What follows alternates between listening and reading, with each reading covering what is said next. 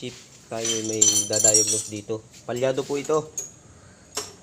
Pero ang akin pong diagnose din ay putol ang gasket ng number 1 sa pagitan ng number 1 at 2. Pero titestingin po natin gamitan ito.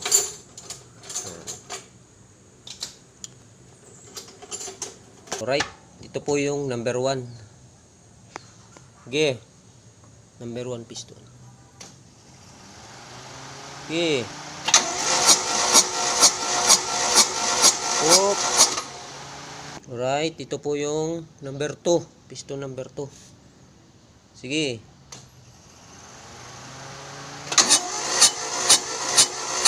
Oop. Yeah. Wala pa rin 70. Wala pa rin 70. Alright, ito naman po yung number 3. Piston number 3. Sige.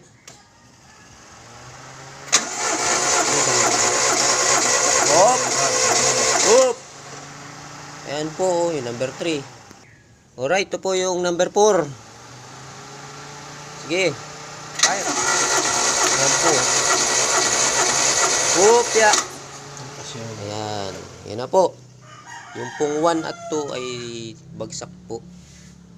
Ibig sabihin, Ibig sabihin po niyan ay malamang po ay putol po yung gasket niyan sa 1 at 2 pagitan po. Ano po?